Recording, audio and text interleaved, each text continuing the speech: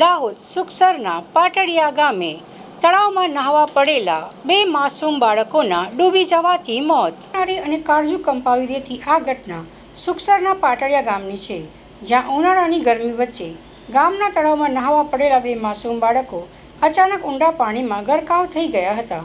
મૃતક બાળકોની ઓળખ 11 વર્ષીય પ્રિન્સ અને 9 વર્ષીય ઋત્વિક તરીકે થઈ છે. બંને બાળકો સગા ભાઈઓ હોવાનું સામે આવ્યું છે. બાળકો તળાવમાં પાણીમાં ડૂબી રહ્યા હોવાની જાણ આસપાસના લોકોને થતાં મોટી સંખ્યામાં ગ્રામજનો તળાવ કિનારે દોડી આવ્યા હતા અને તાત્કાલિક બંનેની શોધખોળ શરૂ કરી હતી.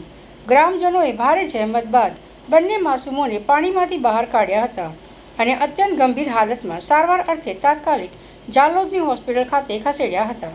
જોકે કુદરતને કંઈક જુદું જ મંજૂર હતું. હોસ્પિટલ પહોંચતા જ ફરજ પરના તબીબોએ તપાસ કરીને બંને બાળકોને મૃત જાહેર કર્યા હતા. એક જ ઘરના બે દીવડાઓના એક સાથે બુઝાઈ જતા પરિવાર પર આપ તૂટી પડ્યું છે. માતા પિતા અને સગા સંબંધીઓના હૃદયદ્વારક રુદન અને કલ્પાતથી પથ્થર હૃદયના માનવીની પણ આંખોમાં ભીની આવી ગઈ છે. કલ્પાતથી પથ્થર હૃદયના માનવીની આંખો પણ ભીની થઈ ગઈ છે. આ ઘટનાની જાણ થતાં જ સુખસર પોલીસની ટીમ ઘટના સ્થળે અને હોસ્પિટલ ખાતે દોડી આવી હતી.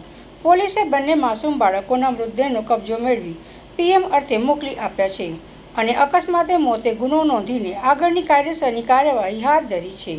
પરંતુ આ ઘટનાને ગ્રામીણ વિસ્તારોમાં તળાવ કે અવાવરૂ કુવાઓ નજીક રમતા બાળકોની સુરક્ષા સામે ફરી એકવાર મોટો પ્રશ્નાર્થ ચિહ્ન ખડો કર્યો છે.